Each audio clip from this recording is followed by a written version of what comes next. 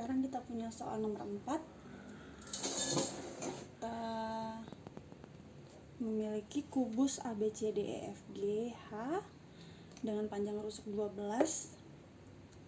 Kita butuh proyeksi DE garis DE ke bidang BDHF. Berarti ada segi 4 BDHF. Kita butuh proyeksi DE ke sini. Di situ sistem hukumnya sama seperti cermin ya. Berarti kalau di sini kan dia berhimpitan di sudut D, maka bentuknya itu seperti prinsip cermin.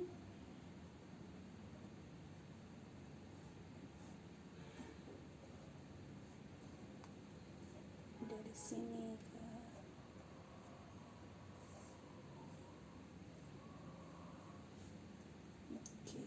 di sini seperti ini. Dia titik temunya di sini.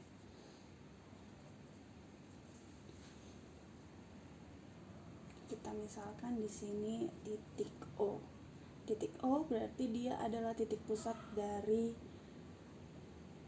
diagonal HF juga. Titik tengah dari diagonal HF juga. Dengan begini berarti kalau kita mau tahu proyeksi DE pada BDHF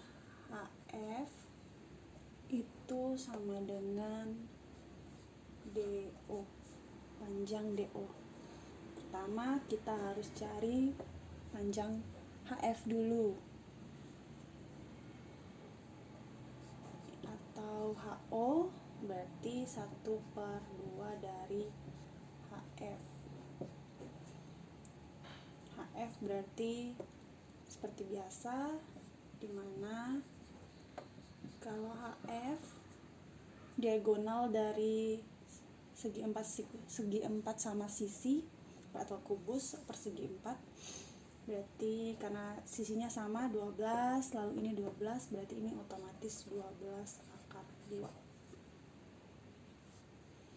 Ini otomatis ya jawabannya ya, 12/2. Kalau misalnya sisinya 6 berarti 6/2 untuk diagonalnya. Itu cara cepatnya. Lalu untuk HO berarti 1/2 kali HF yang sudah ada. Dari sini kita sudah bisa mengerjakan DO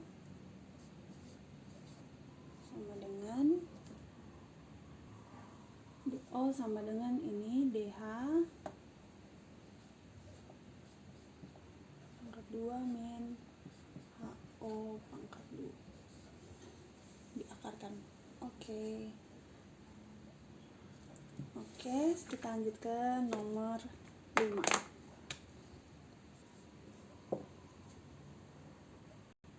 Oke, kira-kira gambarnya seperti ini. Kita punya limas T ABCD yang semua rusuknya sama panjang. Limas segi 4 beraturan, berarti ini sama panjang, ini juga sama panjang, ini juga sama panjang ya. Besar sudut yang terbentuk antara TA, berarti antara TA dengan bidang ABCD. Kita misalkan dengan panjang sisinya yaitu ini A, berarti ini juga A, ini juga A.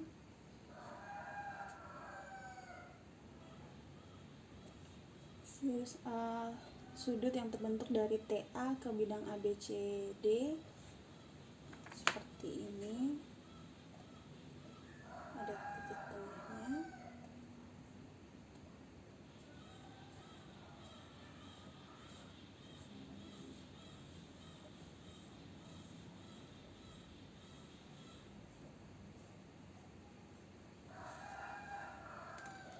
Nanti kita cari sudut ini.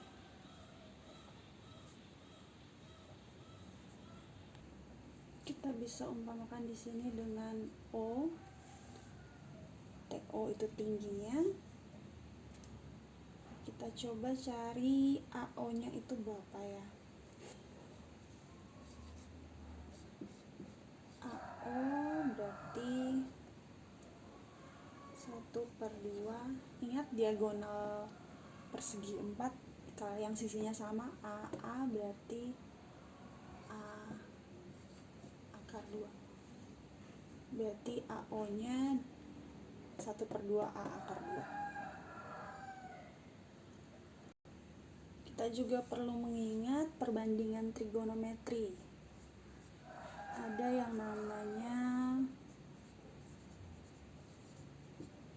perbandingan trigonometri pada sudut istimewa ya. Mungkin bisa sambil melihat-lihat catatan sebelumnya dengan sudut. Misalnya kalau ini sin alfa, kalau sudut 0 derajat berarti sin alfanya 0. Kalau sudut 30 derajat berarti sin alfanya 1/2. Sudut 45 derajat berarti ini 1/2 akar 2. Lalu sudut 60 itu 1/2 akar 3. 60 derajat lalu 90 derajat itu di sini 0, 1/2, 1/2 akar 3, 1/2 akar 2, 1/2 akar 3 dan 1. Dimana kalau cos alfa di sini 1, lalu 1/2 akar 3, lalu 1/2 akar 2, lalu di sini 1/2, di sini 0. Lalu tangan alfa di sini 0, di sini 1/3 akar 3, di sini 1, di sini akar 3 dan di sini tak hingga. Oke, sampai sini. Ini untuk catatan ya, sambil dicatat. Oh iya, ini setelah itu ada juga catatan selanjutnya. Untuk misalnya ini kita punya segitiga siku-siku. Kalau misalkan berarti ini sudut miringnya, ini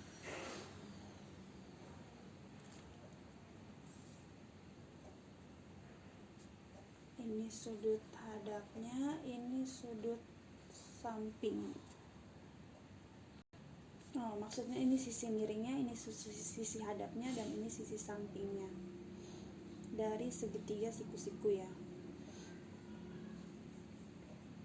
Lalu kalau kita mau cari sin alfanya, berarti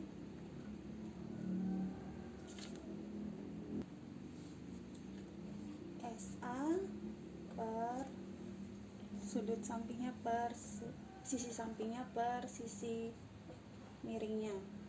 Kalau cos alfa berarti sisi hadapnya per sisi miring.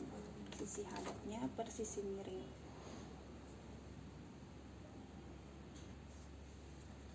Lalu di sini kalau tangan alfanya sama dengan sin per cos. Ini juga catatannya ya, catatan tambahannya. Sekarang kita bisa masuk ke sini. Di sini sudut 90 derajat nih, sudut siku-sikunya. Kita mau cari berapa besar sudut alfa ini, berarti kita bisa pakai, misalnya kita pakai cos alfa. Rata-rata menggunakan cos alfa ya. Kemudian sisi hadap dari sudut siku-siku, sisi hadapnya yaitu AO per sisi miring dari sudut siku-siku berarti AT.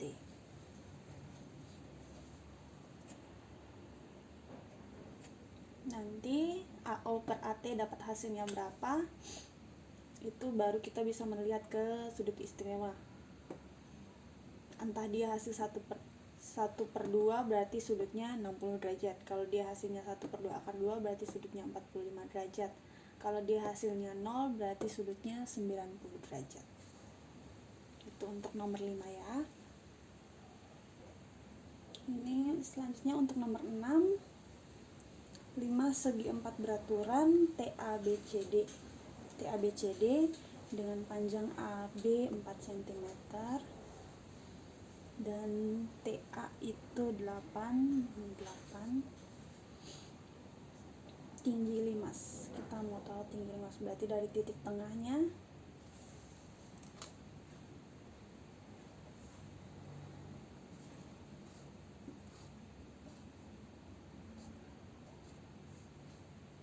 misalnya di sini ada titik O.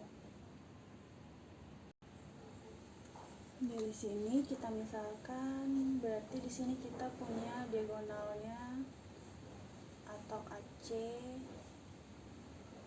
seperti ini.